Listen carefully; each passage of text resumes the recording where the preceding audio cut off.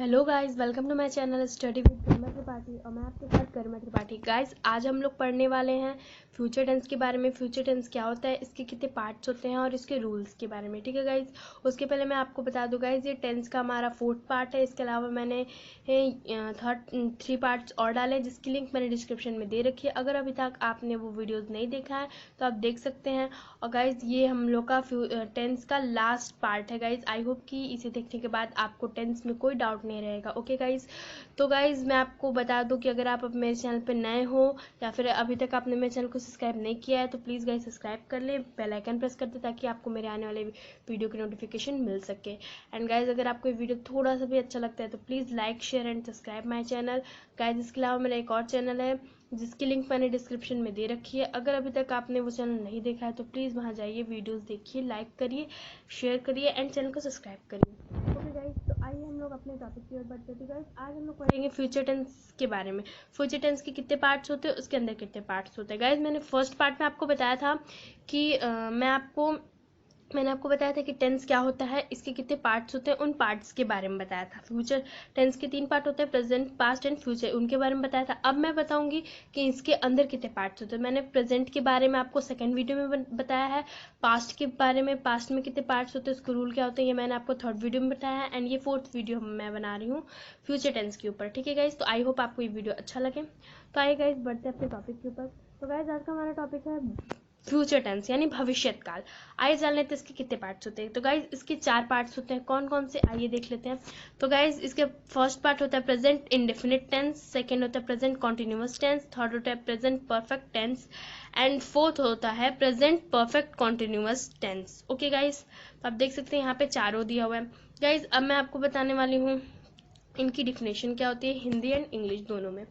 तो गाइस, सबसे पहले मैं आपको बताना चाहूंगी कि फ्यूचर इंडेफिनिट की इंग्लिश में डिफिनेशन होती है future indefinite tense when an action is completed in the coming time, that is when an action is perceived to be in the future, then it is called future indefinite tense. Guys, future indefinite tense को कहते हैं अनिश्चित काल। Guys, जो ऐसा कार्य जो भविष्य में पूरा होने वाला होता है और हमें अभी पता नहीं रहता कि वो कब तक होगा, उसे हम लोग कहते हैं फ्यूचर इंडेफिनिट टेंस। ठीक है गाइस, आइए इसकी हिंदी डिफिनेशन देख लेते हैं। तो गाइस, इसकी हिंदी में डिफिनेशन दी हुई है फ्यूचर इंडेफिनिट टेंस, जिसे हम लोग कहते हैं भविष्य अनिश्चित काल। ठीक है गाइस, तो इस काल में आई वी के साथ शेल। गाइज, अगर आपको कोई भी प्रॉब्लम हो पीडीएफ में, अगर आपको कोई वर्ड नहीं समझ में आ रहा हो तो प्लीज मुझे कमेंट करिएगा। ठीक है गाइज, तो इस काल में आई वी के साथ शेल तथा अन्य सभी कर्ताओं के साथ विल तथा क्रिया की पहली अवस्था यानी कि first form of the verb का प्रयोग होता है। इस काल से कार्य आने वाले समय यानी कि भविष्य में होगा का बोध होता है, मतलब भविष्य में काम होगा इसका बोध होता है। और गाइज, आई और वी, आई मतलब मैं, वी मतलब हम, इन दोनों के साथ हमेशा फ्यूचर इंडेफिनिट टेंस में शेल का प्रयोग होता है। ठीक है गाइज, और विल, जो हम लोग का विल है वो किसके साथ प्रयोग होता है, वो बाकी मतलब कि आई वी के साथ शेल तथा अन्य सभी कर्ताओं के साथ, चाहे वो सिंगुलर और प्लूरल, सभी कर्ताओं के साथ हम लोग का विल का प्रयोग होता है। तो आइए गाइज, आगे पढ़ लेते हैं हम लोग। तो गाइज, आगे यहाँ पे इसका एक एग्जांपल दिया हुआ है, जैसे कि यहाँ पे आप देख सकते हैं गाइज, मैं थोड़ा जूम कर देती हूँ। यहाँ देख सकते हैं आप गाइज कि we shall write an essay, we मतलब हम। ठीक है गाइज, तो आप देख सकते हैं वी के बगल में हमारा शेल यूज हुआ है। ठीक है गाइज, तो इस तरीके से हम लोग यूज करते हैं इसका। अब जैसे गाइज यहाँ पे सी लिखा है तो शी के बगल में क्या यूज हुआ है, विल। तो अगर शी हो, ही हो, दे हो आवर हो, वहां पे विल यूज होगा, और जहाँ आई हो, वी हो, वहां पे हम लोग का क्या यूज होगा, सेल यूज होगा। आइए गाइज नेक्स्ट। तो गाइज नेक्स्ट हमारा है फ्यूचर कॉन्टिन्यूअस टेंस। गाइज, आइए जान लेते हैं फ्यूचर कॉन्टिन्यूअस टेंस क्या होता है और इसके बारे में। तो गाइज, हम लोग का फ्यूचर कॉन्टिन्यूअस टेंस की डिफिनेशन होती है the future continuous tense expresses an action that will be going on and at some time in the future. मतलब the future continuous tense express an action that will be going on at something in the future मतलब guys वो काम अभी हो रहा है और future में समाप्त होगा, मतलब कि वो काम अभी फ्यूचर में हो रहा है, ठीक है। मतलब जैसे कि फ्यूचर कॉन्टिन्यूअस टेंस का मतलब होता है जो कार्य फ्यूचर में यानी आने वाले समय में हो रहा होता है उसे हम लोग कहते हैं फ्यूचर कॉन्टिन्यूअस टेंस। जैसे यहाँ दिया है, इस काल में विल बी या शेल बी के साथ क्रिया की पहली अवस्था प्लस आईएनजी। गाइज मैंने आपको बताया है पिछले 2-3 वीडियोस में, आपको बता रही हूँ कि कॉन्टिन्यूअस परफेक्ट कॉन्टिन्यूअस के किसी भी रूल ऑफ सेंटेंस जहाँ पे कॉन्टिन्यूअस हो या परफेक्ट कॉन्टिन्यूअस, चाहे वो प्रेजेंट हो, पास्ट हो, फ्यूचर हो, सब में आईएनजी का यूज होता है। और फर्स्ट फॉर्म हो, सेकेंड फॉर्म हो, थर्ड फॉर्म हो, उसके साथ जो भी फॉर्म होती है वहां पे, ठीक है गाइज। अवस्था plus ING, first form of the verb plus ING का प्रयोग होता है। इससे कार्य भविष्य में हो रहा होगा का बोध होता है, ठीक है गाइज। मतलब भविष्य में कार्य हो रहा होगा, जैसे आप बोलते हो ना, अरे यार वो काम मैं कल कर रहा हूँगा, मैं कल कहीं जा रहा हूँगा, तो उस समय वो काम हो रहा होता है, ठीक है गाइस। तो आइए इसके एग्जांपल्स देख लेते हैं। गाइस जैसे यहाँ पे इसका एग्जांपल दिया हुआ है, we shall be write an essay. अब गाइस यहाँ पे देखिए वी और आई के साथ अभी भी शेल बी का यूज होगा और बाकी सबके साथ विल बी का यूज होगा, ठीक है गाइस। तो यहाँ दिया हुआ है we shall be writing an essay, ठीक है गाइस। एंड नेक्स्ट एग्जांपल है she will be going to school, okay guys. आइए नेक्स्ट देख लेते हैं।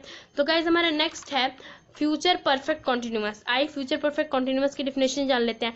The future perfect continuous expresses an action that will be over at a giving point of time in future। Guys future perfect का मतलब होता है, आप देख सकते हैं यहाँ पे दिया हुआ है, फ्यूचर परफेक्ट का मतलब होता है कि वह काम भविष्य में हो चुका होगा, ठीक है। मतलब जैसे अभी आप लिख रहे हो और भविष्य में आप वो लिख चुके होंगे, तो मतलब आने वाले समय आप वो काम कर चुके होंगे, इसका बोध कराता है, ठीक है। इसकी हिंदी में एग्जाम्पल होती है, इस काल में विल हैव या शेल हैव के साथ क्रिया की तीसरी अवस्था यानी थर्ड फॉर्म ऑफ वर्ब का प्रयोग होता है। इस काल के कार्य भविष्य में हो चुका होगा का बोध होता है। जैसे मैंने आपको बताया गाइस, अभी भी वही रूल है, विल हैव बाकी सबके साथ, शेल हैव किसके साथ, आई और वी के साथ, ठीक है गाइस। आइए नेक्स्ट देखते हैं। एग्जाम्पल यहाँ पे दिया हुआ है, we shall have writing an essay, she will have going to school, okay guys. आइए नेक्स्ट। तो गाइज हमारा नेक्स्ट है फ्यूचर परफेक्ट कॉन्टिन्यूअस टेंस। आइए देख लेते हैं फ्यूचर परफेक्ट कॉन्टिन्यूअस टेंस क्या होता है। तो guys the future perfect continuous tense is used to denote a continue action, so it is used with reference of some time in future. Guys future perfect continuous का मतलब होता है कि वो काम फ्यूचर में परफेक्टली मतलब चल रहा होगा, मतलब वो काम मतलब होने वाला होगा, ठीक है। उसमें ये बताया जाता है कि काम कब से शुरू हुआ है और कब तक हो रहा है, ठीक है गाइस। तो आने वाले समय में यह कार्य मतलब भविष्य में यह कार्य हो चुका होगा या होगा का बोध होता है इस टेंस से। आइए इसकी हिंदी डेफिनेशन देख लेते हैं। इस काल में विल हैव बीन लगेगा गाइस, ठीक है। बस यहाँ पे गाइस आप देख सकते हो विल शेल वही है, बस इसके आगे का वर्ड चेंज होगा, ठीक है। या शेल हैव बीन गाइस, ये शेल विल ये इसकी हेल्पिंग वर्ब है, ठीक है guys. Shall have, will have, shall be, will be, shall have been, will have been, ये सब हम लोगों की इसकी हर एक अलग अलग मतलब परफेक्ट का, कॉन्टिन्यूअस का, परफेक्ट कॉन्टिन्यूअस इंडेफिनिट का ये हेल्पिंग वर्ब है, ठीक है गाइस। तो के साथ क्रिया की फर्स्ट फॉर्म यानी पहली अवस्था प्लस आईएनजी का प्रयोग होगा, यानी first form of the verb plus ING का प्रयोग होता है तथा फिर सिंस या फॉर का प्रयोग होता है। इस काल से भविष्य में आने वाले समय यानी भविष्य में हो रहा होगा का बोध होता है, ठीक है गाइज। इसमें सेंस फॉर लगाया जाता है और इसमें यह भी पता चलता है गाइज कि वो काम कब से हो रहा है, ठीक है गाइज। ठीक है गाइज, तो आइए आगे देख लेते हैं। तो गाइज यहाँ पे जैसे दिया हुआ है हम लोगों का example, we shall have been writing an essay for 1 hour, ठीक है गाइज। यहाँ देखिए बता रहे हैं कि यहाँ 1 घंटे पहले से, ठीक है, जहां हम लोग का कंफर्म नहीं होता। अब गाइस फॉर और सिंस किसके साथ मैं आपको ये पिछले 2 वीडियो से बताते आ रही हूँ, फॉर जहाँ पे अनिश्चित हो, मतलब कि जैसे 1 घंटा, कौन से 1 घंटे हमें पता है, 1 घंटा आप परसों वाला 1 घंटा बोल सकते हो, आज इस टाइम से 1 घंटा बोल सकते हो, या फिर 2 बजे से पहले 1 घंटा बोल सकते हो। तो हमें कंफर्म नहीं कौन सा 1 घंटा।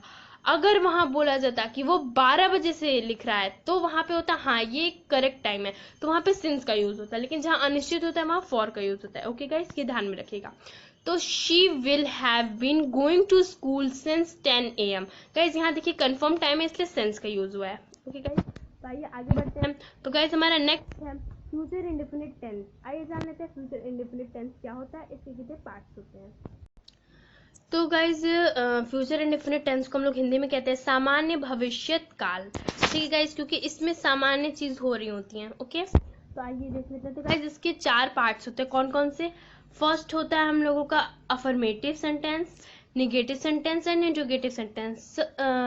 गाइज फ्यूचर टेंस हो, प्रेजेंट टेंस हो, पास्ट टेंस हो, सब में इसके पार्ट्स होते हैं 4। कौन कौन से? Indefinite, continuous, perfect continuous and perfect continuous and perfect. ठीक है गाइज, तो indefinite, continuous, perfect and perfect continuous, ये 4 पार्ट्स होते हैं। तो इंडेफिनिट टेंस हो या फिर कॉन्टिन्यूअस टेंस हो, परफेक्ट कॉन्टिन्यूअस हो या फिर परफेक्ट टेंस हो। ठीक है गाइज, उसके आगे बस फ्यूचर, पास्ट एंड प्रेजेंट लगता है। ठीक है गाइज, और इन सब के अंदर जो पार्ट्स होते हैं वो भी 3 होते हैं, चाहे वो इंडेफिनिट हो, कॉन्टिन्यूअस हो, परफेक्ट हो या परफेक्ट कॉन्टिन्यूअस हो। कौन से? Affirmative, negative and interrogative sentence. Okay guys, तो आइए इसके कुछ एग्जांपल्स और पहचान देख लेते हैं। तो गाइज इसका पहचान होता है, फ्यूचर इंडेफिनिट टेंस की पहचान होती है फ्यूचर इंडेफिनिट टेंस के हिंदी वाक्यों के अंत में। गाइज अगर कहीं भी हिंदी वाक्य में अगर ये रहे अंत में गा, गे, गी आदि शब्द लगे होते हैं, इस काल में कार्य का भविष्य में होना पाया जाता है, मतलब वो भविष्य में हो रहा है ये पाया जाता है। और गाइज अगर कहीं भी गा, गे, गी ऐसे वर्ड्स लगे हों तो वो हमारा क्या हो जाता है? Future indefinite tense. ठीक है, जैसे कि जैसे यहाँ गाइज देख सकते हैं, आप दिया हुआ है ऊपर एग्जाम्पल में, मैं घर जाऊंगा लास्ट में क्या लगा? गा। यहाँ पे वह एक मैच खेलेगा, वह एक पुस्तक खरीदेगी, तुम गीत गाओगे, श्याम गाना गाएगा। गाइस यहाँ देख सकते हैं सब में गा, गे, गी ये लगा हुआ है। ठीक है गाइस, तो आइए नेक्स्ट देख लेते हैं। तो नेक्स्ट है अनुवाद के नियम। गाइस अनुवाद के नियम में फर्स्ट है हमारा फ्यूचर इंडेफिनिट टेंस के हिंदी वाक्यों के अंग्रेजी अनुवाद करने के लिए विल या शेल को क्रिया की प्रथम अवस्था यानी फर्स्ट फॉर्म ऑफ वर्ब से पूर्व लिखते हैं। मतलब कि जो हम लोग का वर्ब है उससे पहले हम लोग को विल शेल का लिखना होता है। ठीक है गाइस, तो यहाँ पे दिया हुआ है यदि कर्ता आई या वी हो, जैसे मैंने आपको बताया आई या वी हो तो शेल तथा क्रिया की प्रथम अवस्था first form of the verb का प्रयोग करते हैं, अन्यथा सभी कर्ताओं में के साथ विल तथा क्रिया की प्रथम अवस्था फर्स्ट फॉर्म ऑफ वर्ब का प्रयोग करते हैं। ठीक है, तो बाकी का प्रारूप इसका क्या होता है गाइस, फॉर्मूला देख लेते हैं। रूल ऑफ सेंटेंस, तो अफर्मेटिव सेंटेंस का होता है रूल सब्जेक्ट प्लस विल या shall plus first form of the verb plus object. ठीक है गाइस, तो आइए नेक्स्ट देखते हैं, इसके कुछ एग्जांपल्स देख लेते हैं। तो गाइस मैं इसमें से आपको 2 हिंदी और 2 इंग्लिश एग्जांपल बता देती हूँ। तो गाइस इसका फर्स्ट एग्जांपल है हम सिनेमा जाएंगे। ठीक है गाइस, तो यहाँ सब्जेक्ट हम क्या है हमारा? हम। ठीक है, तो हम का हो जाएगा वी के साथ हम लोग क्या यूज करते हैं? विल या शेल? तो हम लोग यूज करते हैं शेल। ठीक है गाइस, तो we shall go to cinema. Okay guys, we shall go to cinema. हम के लिए वी के साथ हमारे क्या लिखा हुआ है गाइस? वी के साथ आई और वी के साथ शेल का प्रयोग करना है, तो we shall to go cinema, go to cinema. तो गाइज नेक्स्ट है वैशाली स्कूल में पढ़ेगी। तो गाइज वैशाली स्कूल में पढ़ाएगी, सॉरी गाइज। तो यहाँ पे हमारा क्या हो जाएगा गाइज? वैशाली स्कूल में पढ़ाएगी। ठीक है गाइज, तो इसका हो जाएगा हमारा Vaishali teach in school, Vaishali will teach in school. ठीक है गाइज, तो इसका होगा वैशाली स्कूल में पढ़ाएगी, Vaishali will teach in school. ठीक है गाइज, तो आइए देखते हैं नेक्स्ट। तो हमारा नेक्स्ट जो है गाइज वो है राम विल प्ले क्रिकेट, मतलब राम क्रिकेट खेलेंगे। ठीक है गाइज। नेक्स्ट है ही शैल डू दिस वर्क, वह यह काम करेगा। ठीक है गाइज, देख सकते हैं आप गा गी आ रहा है लास्ट में। ओके गाइज, तो आइए नेक्स्ट देख लेते हैं। नेक्स्ट है हमारा नेगेटिव सेंटेंस। नेगेटिव सेंटेंस क्या होता है आइए जान लेते हैं। तो गाइज नेगेटिव सेंटेंस नकारात्मक वाक्य होते हैं। ऐसे वाक्य जिनमें नहीं लगा हो या वो काम ना हो रहा हो उसे हम लोग कहते हैं नेगेटिव सेंटेंस। ठीक है गाइज, तो आइए हम लोग देख लेते हैं इसके अनुवाद के नियम। फ्यूचर इंडेफिनिट टेंस के नेगेटिव वाक्यों का अंग्रेजी अनुवाद करते समय विल शैल के बाद तथा क्रिया की प्रथम अवस्था फर्स्ट फॉर्म ऑफ वर्ब से पहले अर्थात दोनों के बीच में नॉट लगता है। यानी गाइस विल या शैल लगाने के बाद first form of the verb लिखते हैं, उसके पहले यानी कि उन दोनों के बीच में हमारा नॉट लगता है। आइए मैं आपको दिखाती हूँ कैसे। तो पहले देख लीजिए, ये कभी नहीं वाले वाक्यों में जैसे वह काम कभी नहीं करेगा, वह यह काम कभी नहीं करेगा, तो वहां पे नेवर का यूज होगा। ठीक है, अंग्रेजी अनुवाद करते समय नेवर का यूज होगा। आइए इसका बाकी का प्रारूप देख लेते हैं। गाइस यहाँ पे आप देख सकते हैं सब्जेक्ट विल शैल, फिर नॉट, फिर हमारा first form of the verb. देखिए फर्स्ट फॉर्म ऑफ वर्ब और विल शैल के बीच में नॉट है। ठीक है गाइस, प्लस ऑब्जेक्ट। ठीक है गाइस, तो subject plus will shall plus not plus verb from first form of the verb plus object. तो आइए इसके भी दो एग्जांपल्स देख लेते हैं। तो जैसे यहाँ दिया हुआ है गाइज, मैं उसे क्षमा नहीं करूंगी, आई विल नॉट फॉरगिव हिम। ठीक है गाइज। नेक्स्ट है तुम मोहन के साथ नहीं खेलोगे, you will not play with Mohan. ठीक है गाइज, तो आइए इसके हिंदी एग्जाम्पल देख लेते हैं। इसके हिंदी एग्जाम्पल में होगा कि it will not rain tomorrow, कल बारिश नहीं होगी। ठीक है गाइज। नेक्स्ट है we shall never bathe in the pool, हम पूल में, मतलब कि पूल में हम कभी नहीं नहाएंगे, हम पूल में कभी नहीं नहाएंगे। Okay guys. नेक्स्ट हमारा interrogative sentence. Guys interrogative sentence का मतलब होता है प्रश्नवाचक वाक्य। ऐसे वाक्य जिनमें कोई प्रश्न पूछा जाता है उन्हें हम बोलते हैं प्रश्नवाचक वाक्य, यानी इंग्लिश में इंट्रोगेटिव सेंटेंस। तो आइए गाइज इसके अनुवाद के नियम देख लेते हैं। तो इसका अनुवाद का नियम है फ्यूचर इंडेफिनिट टेंस के साथ फ्यूचर इंडेफिनिट टेंस के इंट्रोगेटिव वाक्यों में यदि प्रारंभ शब्द क्या हो तो उसे अंग्रेजी अनुवाद करते समय व्हाट का प्रयोग नहीं करते हैं। हाँ गाइज ये ध्यान में रखिएगा, मैंने आपको ये पिछले वीडियोस में भी बताया है कि कहीं भी अगर इंट्रोगेटिव सेंटेंस में क्या से अगर वाक्य स्टार्ट होता है तो वहां पे उसका अर्थ व्हाट नहीं लिखाएगा, उसकी जगह उसकी हेल्पिंग वर्ब, यानी जैसे इसमें हेल्पिंग वर्ब है विल शैल, उसका प्रयोग होगा। ठीक है, और उसका प्रयोग कैसे होगा, सब्जेक्ट के हिसाब से होगा। कर्ता जैसे यहाँ लिखा हुआ है ना, व्हाट का प्रयोग नहीं करते हैं बल्कि विल या शैल में से किसी एक कर्ता के अनुसार सर्वप्रथम लिखते हैं और बाद में सब्जेक्ट तथा क्रिया की फर्स्ट फॉर्म लिखते हैं। मतलब गाइस क्या हम वहां जाएंगे, तो गाइस क्या के बाद क्या है, हम की इंग्लिश क्या होती है वी, और वी के साथ क्या यूज होता है विल, सॉरी गाइस सेल, तो वी के साथ शेल यूज होता है। तो पहले हम लोग लिखेंगे शेल। ठीक है गाइस, तो शेल के बाद फिर हम लोग लिखेंगे कर्ता, तो वी शेल वी।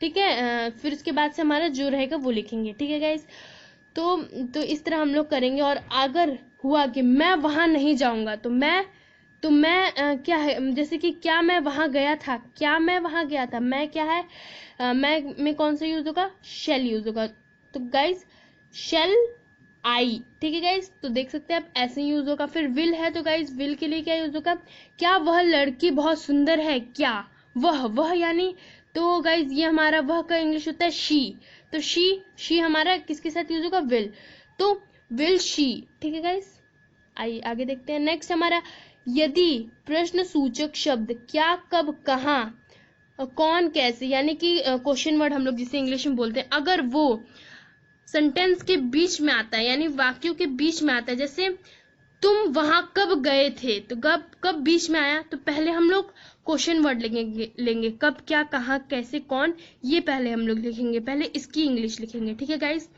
उसके बाद से क्या दिया हुआ है, बाकी बीच में आएगा तो सर्वप्रथम उस अंग्रेजी में उसका अनुवाद करेंगे, इनकी अंग्रेजी सर्वप्रथम लिखते हैं तथा बाद में विल या शेल का प्रयोग करते हैं, यानी कि सब्जेक्ट के हिसाब से हमारा विल और शेल का प्रयोग करते हैं उसके बाद। ओके गाइस, यदि प्रश्नवाचक वाक्य नेगेटिव हो तो नॉट को कर्ता के बाद लगाते हैं, यानी सब्जेक्ट के बाद नॉट लगाया जाता है अगर नेगेटिव हो तो प्रश्नवाचक, यानी कि क्वेश्चन अगर नेगेटिव में हो तो नेक्स्ट हम लोगों का पूर्ण विराम के स्थान पर प्रश्न सूचक लगाया जाता है, यानी क्वेश्चन मार्क लगाया जाता है। गाइस इसमें दो रूल होते हैं, यानी सिचुएशन ए सिचुएशन बी। जैसे सिचुएशन ए में मैंने आपको बताया सिचुएशन ए में क्या होता है, सेंटेंस क्या से स्टार्ट होता है। सिचुएशन बी में हमारा जो क्वेश्चन वर्ड होते हैं वो बीच में आता है।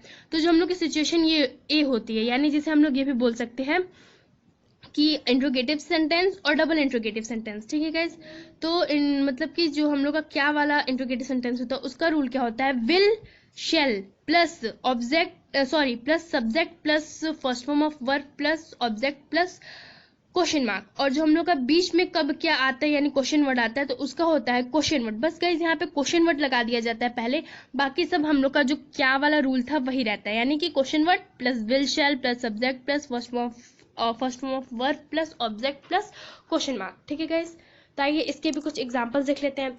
तो गाइज जैसे यहाँ पे दिया हुआ है, क्या वह कल यहाँ नहीं आएगा, तो इसकी इंग्लिश हो जाएगी जैसे कि गाइज मैं आपको बताऊं, इसकी इंग्लिश होगी वो not he come here tomorrow. ठीक है गाइज, और नेक्स्ट है तुम्हें इनाम कब मिलेगा, when will you get the reward। ठीक है गाइस, नेक्स्ट है who will help him, उसकी मदद कौन करेगा। when will you go to school, तो when you will go to school, school कब जाओगे। ठीक है गाइस, तुम स्कूल कब जाओगे।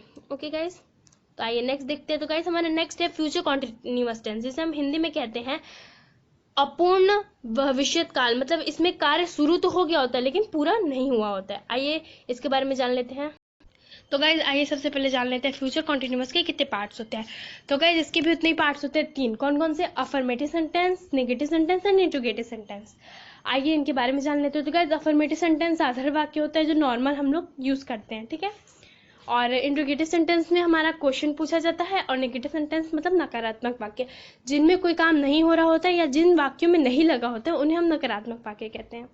आइए हम लोग देख लेते हैं। तो गाइज इसकी पहचान क्या होती है फ्यूचर कॉन्टिन्यूअस टेंस की। फ्यूचर कॉन्टिन्यूअस टेंस के वाक्यों के अंत में रहा होगा, रहे होंगे, रहा होगा आदि शब्द आते हैं। इससे यह ज्ञात होता है कि कार्य भविष्य में अर्थात आने वाले समय में पूर्ण नहीं हुआ होगा। ठीक है, तो आइए देख लेते हैं इसके बारे में। तो गाइस जैसे यहाँ पे लिखा हुआ है, आप देख सकते हैं एग्जाम्पल में लिखा हुआ है रहेगा, रहेगा, रहा होगा, रहूंगा। ठीक है गाइस, तो इससे पता चलता है कि हमारा फ्यूचर कॉन्टिन्यूअस टेंस है। ओके गाइस, कहीं भी अगर ऐसे सेंटेंस हो तो वो हमारे फ्यूचर कॉन्टिन्यूअस टेंस में आते हैं, और उस पे रूल कौन सा यूज होगा, फ्यूचर कॉन्टिन्यूअस का। आइए इसके अनुवाद के नियम देख लेते हैं। तो इसका अनुवाद का नियम फर्स्ट है, अंग्रेजी अनुवाद करने के लिए विल बी या शेल बी को क्रिया की प्रथम अवस्था प्लस आईएनजी, मैंने आपको बताया था ना गाइस कि कॉन्टिन्यूअस और परफेक्ट कॉन्टिन्यूअस दोनों में आईएनजी यूज होता है, यानी कि first form of verb plus ING से पूर्व लिखते हैं। विल बी और शेल बी को आईएनजी यानी फर्स्ट फॉर्म वर्ब यानी क्रिया के पहले हम लोग लिखते हैं, क्रिया के पहले और आईएनजी के पहले। आइए देख लेते हैं नेक्स्ट। यदि कर्ता आई या वी हो तो शेल बी तथा क्रिया की प्रथम अवस्था plus ING from first form of verb plus ING का प्रयोग करते हैं। ठीक है गाइज, तो आई और वी के साथ क्या, शेल बी, और बाकी सभी क्रिया के साथ विल बी। ठीक है गाइज, तो शेष सभी कर्ताओं के साथ विल बी तथा क्रिया की प्रथम अवस्था plus ING first form of verb plus ING का प्रयोग करते हैं। आइए इसके वाक्य का प्रारूप देख लेते हैं। तो यहाँ पे दिया हुआ है guys, subject plus will be या shall be plus first form of verb plus ING plus object. ठीक है गाइस, तो आइए इसके कुछ एग्जांपल देख लेते हैं। तो जैसे यहाँ पे एग्जांपल दिया हुआ है, तो हमारे इसमें फर्स्ट एग्जांपल है वह खेल रहा होगा। तो गाइज यहाँ पे वह की इंग्लिश हो जाएगी ही, और गाइज यहाँ पे हम लोग का क्या यूज होगा, वह के लिए विल बी, क्योंकि यहाँ पे ना वी है ना आई है तो इसलिए विल बी यूज होगा। तो ही विल बी, प्ले का क्या हो, खेलने का क्या हो जाएगा, प्ले, और plus I N G, playing, he will be playing. जैसे नेक्स्ट है गाइस, पानी बह रहा होगा। गाइस पानी का इंग्लिश क्या होगा, वाटर, पानी के साथ क्या लगेगा, will be, water will be, और बह रहा होगा फ्लोइंग। ठीक है गाइस, तो वाटर विल बी फ्लोइंग।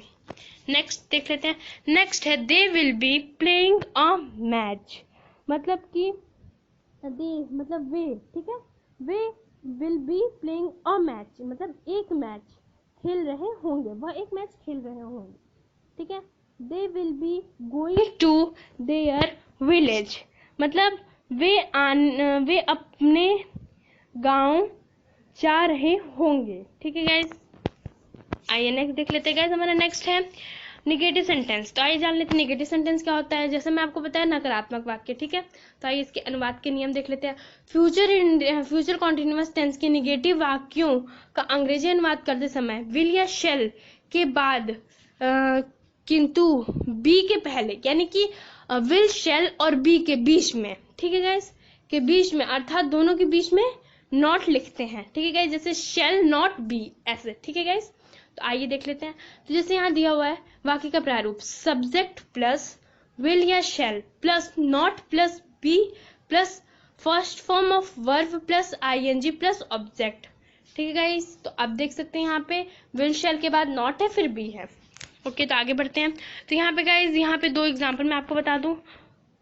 सूरज पश्चिम से नहीं निकल रहा होगा, तो सूरज का क्या हो जाएगा, द सन, यहाँ पे सन है ना, वे ना आई है ना वी है, तो क्या यूज होगा, will. The sun will not be coming from the west, मतलब कि सूरज पश्चिम से नहीं निकल रहा होगा। आइए नेक्स्ट देख लेते हैं। बच्चे स्कूल नहीं जा रहे होंगे, तो children will not be going to school. ठीक है, तो आगे देख लेते हैं।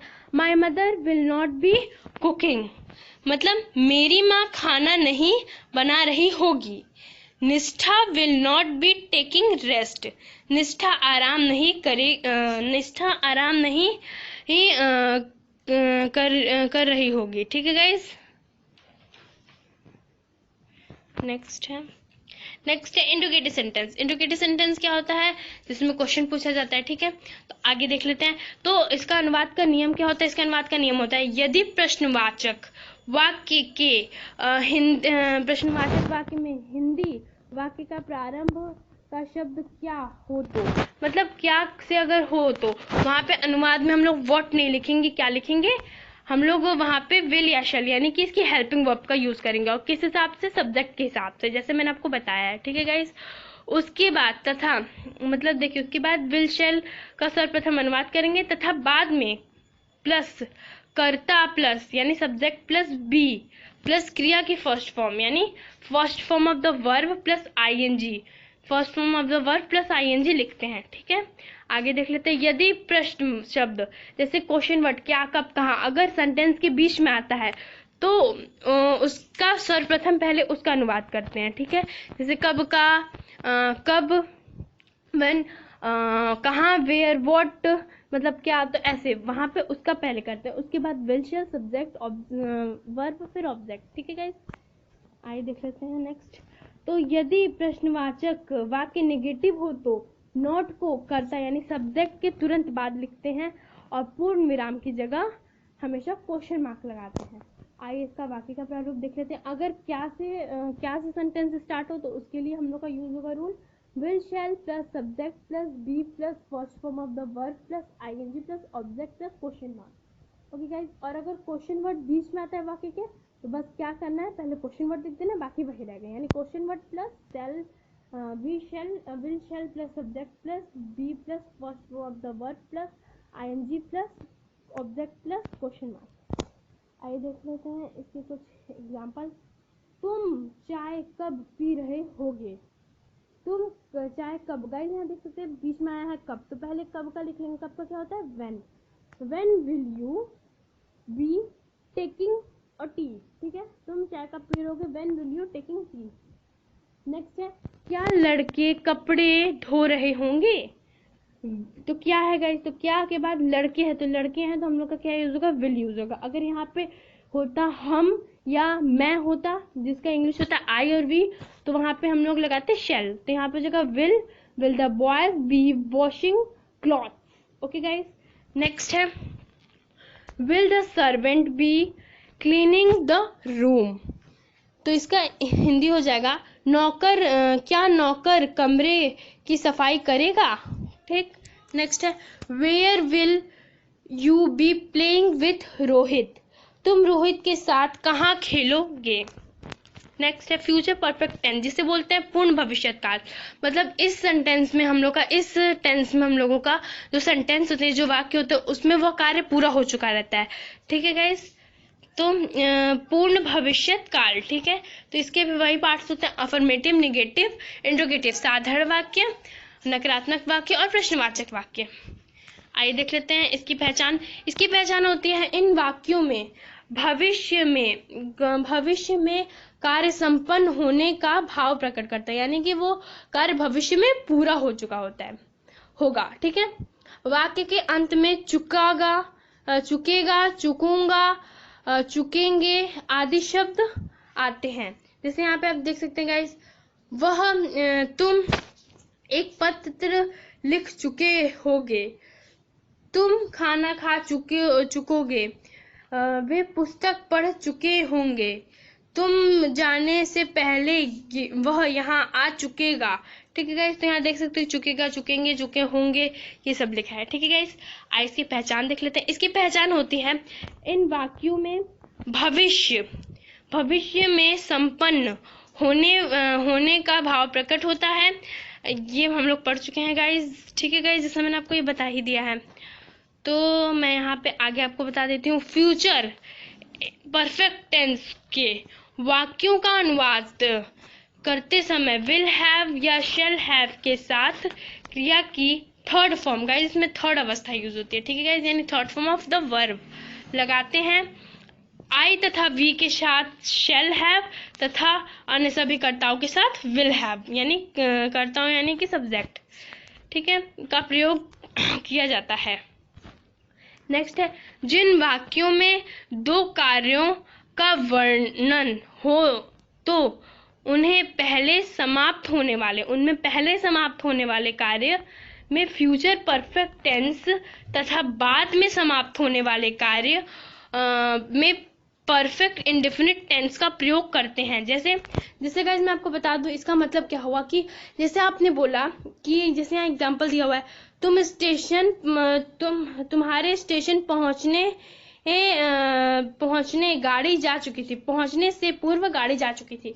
तो गाइस इसमें जो कार्य हम लोग का पहले हुआ है, ठीक है गाइस, उसमें हम लोग फ्यूचर परफेक्ट टेंस लगाएंगे और जो बाद में हुआ उसमें हम लोग फ्यूचर इंडेफिनिट टेंस लिखा हुआ है गाइस।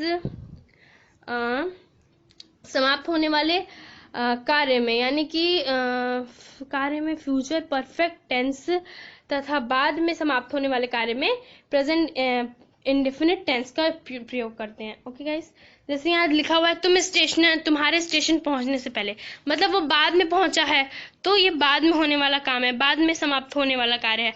और गाड़ी पहले जा चुकी है, ये पहले होने वाला काम है।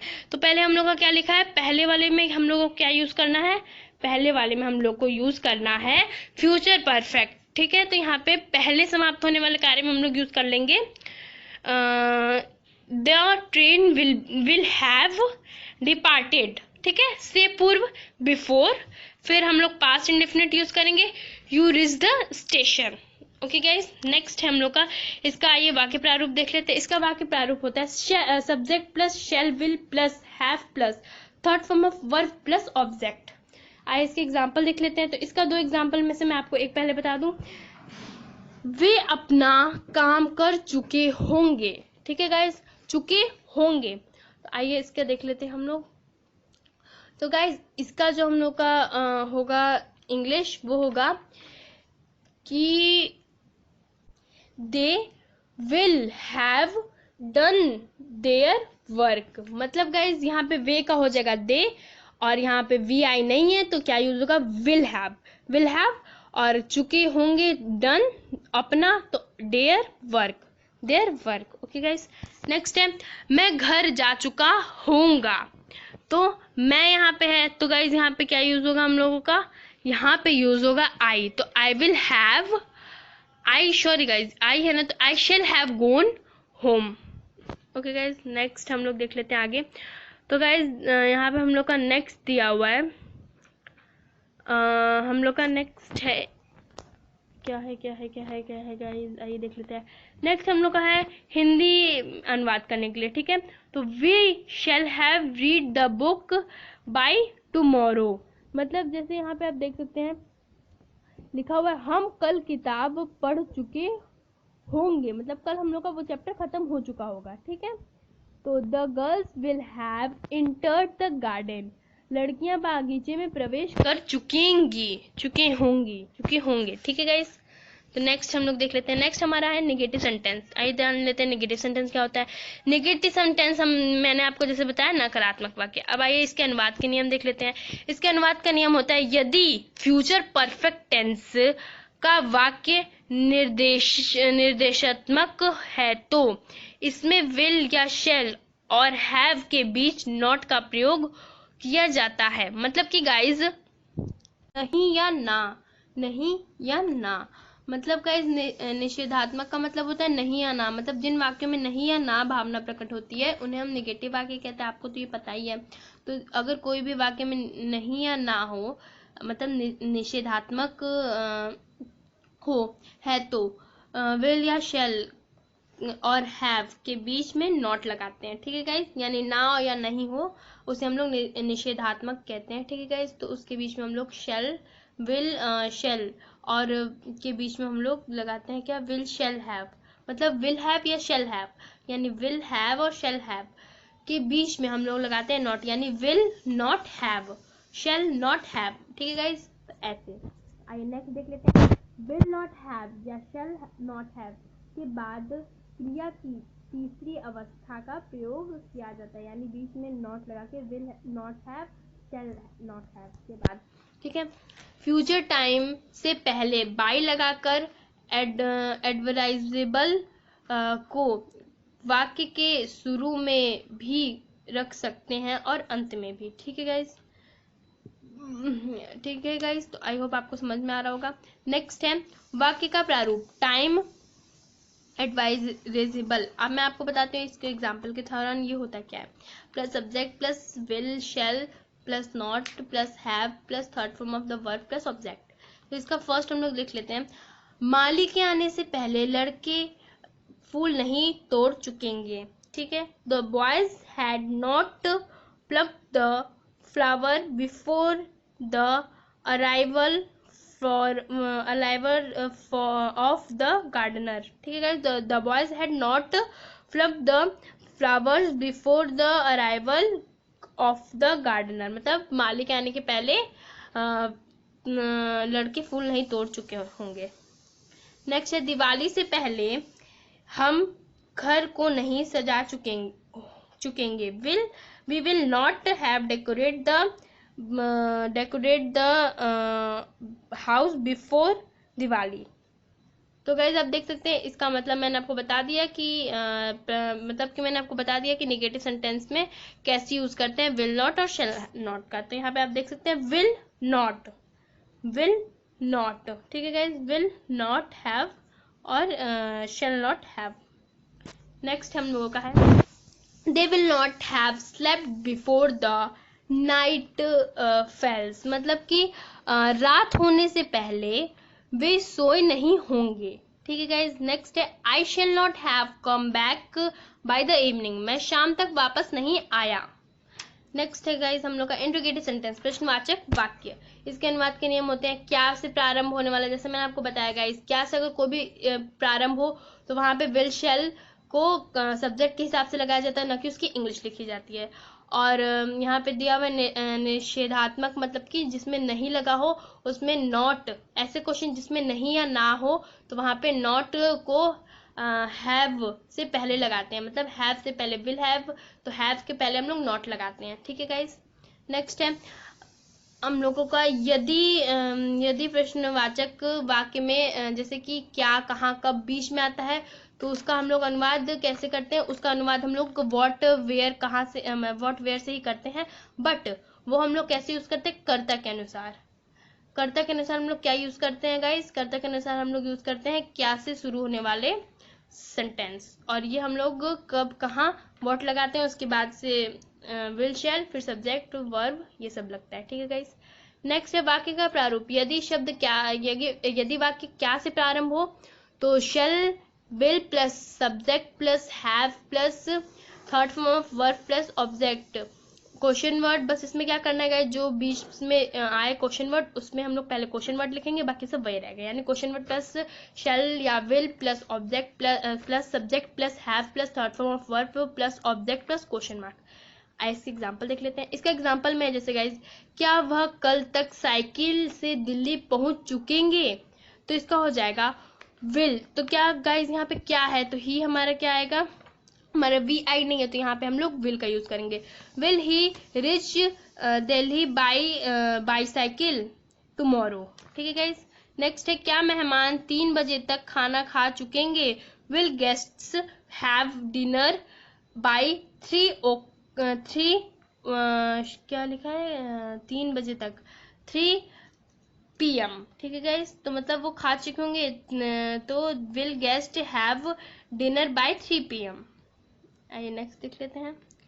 नेक्स्ट हम लोगों का गाइस हिंदी में ट्रांसलेट करने के लिए, shall I have been writing for 10 hour, क्या मैं 10 घंटे से लिख रहा हूँ। ठीक है गाइस। नेक्स्ट है will the boys have been flying kites since morning. Guys इसमें सिंस और फॉर का प्रयोग मैंने आपको बता चुकी हूँ कि सिंस किसके साथ, फॉर किसके साथ, जो निश्चित उसके साथ फॉर, जो निश्चित उसके साथ सिंस। क्या लड़के सुबह से पतंग उड़ा रहे हैं। ठीक है गाइस। आइए नेक्स्ट देख लेते हैं। तो गाइस नेक्स्ट हम लोगों का है फ्यूचर परफेक्ट कॉन्टिन्यूअस। गाइस ये मैंने अपने पर्सनल कॉपी से बनाई है। ठीक है गाइस। तो अगर आपको राइटिंग में कुछ प्रॉब्लम होती है तो आई एम सॉरी गाइस। ठीक है। तो इसके भी वही 3 पार्ट्स होते हैं, affirmative sentence, interrogative and negative. ठीक है। तो आइए अफर्मेटिव देख लेते हैं। तो गाइस अफर्मेटिव का जो रूल होता है वो होता है subject plus will shall plus have been plus ING plus object, यानी subject plus ING plus object plus since या फॉर। गाइस यहाँ पे सब्जेक्ट की जगह गलती से मिस्टेक हो गया है, वहाँ सब्जेक्ट होगा हैव बीन के बाद। एक मिनट गाइस, एक minute. Subject plus will shall plus have been plus ING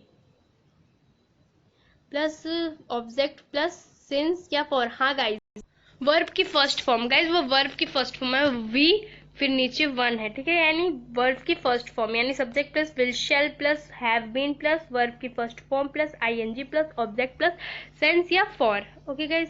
next है हम लोगों का, आइए एग्जांपल्स देख लेते हैं। वह 2 घंटे से खाना खा रही होगी, शी। इसका पहले हम लोग सब्जेक्ट लेते हैं। सब्जेक्ट क्या है, वह की इंग्लिश हो जाएगी she will have been eating the food for 2 hours. ठीक है गाइस। नेक्स्ट है वह 10 साल से पेरिस में रह रहा होगा, ही विल, होगा है गाइस तो इसलिए ही यूज हुआ, होगी है तो इसलिए शी यूज हुआ। He will have been living in Paris for 10 years. Guys यहाँ पे फॉर 10 ईयर्स क्यों लगा है, क्योंकि हमें पता नहीं कि कौन से 10 साल। आइए हम लोग नेक्स्ट देखते हैं। वह 26 जनवरी से जन्मदिन मना रहा होगा, he will have been celebrating the birthday since 26 January. Next है नेगेटिव सेंटेंस। नेगेटिव सेंटेंस का रूल होता है guys subject plus will shall plus have been और शैल और विल के बीच में हम लोग लगाते हैं नॉट, यानी शैल नॉट हैव बीन या विल नॉट हैव बीन। ठीक है। नेक्स्ट है प्लस वर्ब की first form plus ING plus object plus since या फॉर प्लस फुल स्टॉप। तो आइए इसका कुछ मैं आपको एग्जांपल दिखा देती हूँ। गाइस यहाँ पे क्लियर नहीं है, मैं आपको बता देती हूँ अच्छे से। मैं 2 दिन से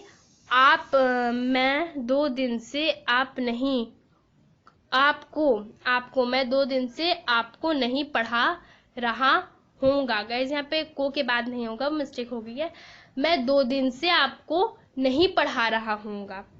आई will not have been teaching you for 2 days। कौन से 2 दिन नहीं पता है इसलिए फॉर। हम 10 दिन से दिल्ली नहीं जा रहे होंगे। We will not have been going to Delhi. Delhi guys यहाँ पे डी की जगह बी हो गया है। Delhi for 10 days। आइए नेक्स्ट देख लेते हैं। नेक्स्ट है interrogative sentence. Will shall plus interrogative sentence मैंने आपको बताया था सिचुएशन ए। तो यहाँ पे हम लोग कौन से सेंटेंस का रूल जान रहे हैं, क्या वाले, मतलब जो वर्ड क्या से स्टार्ट होगा जो सेंटेंस, उसके बारे में जान रहे हैं हम लोग, ठीक है। तो उसका होता है फॉर्मूला, मतलब उसका होता है rule, will shall plus subject plus have been plus first form of verb plus ING plus object plus since या फॉर प्लस क्वेश्चन मार्क, क्योंकि इंट्रोगेटिव है इसलिए यहाँ पे क्वेश्चन मार्क यूज होगा। जैसे यहाँ एग्जांपल में दिया हुआ है, क्या तुम 10 साल से दिल्ली में रह रहे होगे, ठीक है। तो will you have been living in Delhi for 10 years, ठीक है गाइज। तो ये हमारा एग्जाम्पल हो गया। गाइज मैं आपको बता दूं, इंट्रोगेटिव सेंटेंस जो होते हैं उनका जो हम लोग का डबल इंट्रोगेटिव, यानी सिचुएशन बी में बस हम लोग आगे लगा देते हैं क्वेश्चन वर्ड, यानी जो क्या कब बीच में आता है वाक्य के, बस पहले वो लिख देंगे, बाकी सब रूल यही होगा। गाइज मैं आपको उसके कुछ सेंटेंस नहीं बता रही हूँ, आपको वो सेंटेंस खुद बनाइए और उसे ट्रांसलेट करिए, ठीक है गाइज। तो मिलते हैं नेक्स्ट वीडियो में, तब तक के लिए guys bye and take care. Guys corona virus है इसलिए मास्क लगाएं और सोशल डिस्टेंसिंग का पालन करें एंड 2 गज दूरी, मास्क है ज़रूरी। और गाइज अगर आपको वीडियो थोड़ा सा भी अच्छा लगता है तो please like share and subscribe my channel and please watch my all videos, okay guys. तो आप मेरे सारे वीडियोज़ को देखिए, लाइक करिए, शेयर करिए एंड सब्सक्राइब करिए। और मेरे सेकंड चैनल का लिंक मैंने डिस्क्रिप्शन में दे रखा है, आप प्लीज़ उसे देखिए। और गाइज आप अभी तक मुझसे जुड़े हुए हैं तो गाइज 1 लाइक तो बनता है प्लीज़ गाइज। तो और गाइज़ मैं आपको बता दूं कि मेरे सेकंड चैनल पे मैंने बहुत सारी चीज़ें डाली हैं जो कि आप देखोगे तो आई होप कि आपको बहुत सारी हेल्प मिलेगी, तो आप प्लीज़ वो देखिए। और इसके अलावा अगर अभी तक आपने मेरा 3 पार्ट्स नहीं देखा है तो प्लीज़ उसे भी देखिए और आप सब्सक्राइब करके बेल आइकन प्रेस कर दीजिए ताकि मेरे आने वाले सभी वीडियोस के आपको नोटिफिकेशन मिल सके। और अगर आपको कोई भी टॉपिक पे वीडियो चाहिए, कोई भी सेंटेंस पे, कोई किसी भी चीज़ पे चाहिए तो आप वो मुझे कमेंट कर सकते हैं। आपने मुझे कमेंट किया सेंटेंस पे वीडियो बनाइए, मैंने आपके लिए 4 पार्ट में वीडियो लेके आई हूँ। गाइज बहुत मेहनत लगती है वीडियोज़ बनाने में, so please guys 1 like please, ठीक है गाइज। तो मिलते हैं नेक्स्ट वीडियो में, तब तक के लिए bye bye, take care and mask and social distancing का पालन करें एंड सैनिटाइजर अपने साथ रखें। 2 गज दूरी, मास्क है ज़रूरी। बाय बाय गाइज, मिलते हैं नेक्स्ट वीडियो में।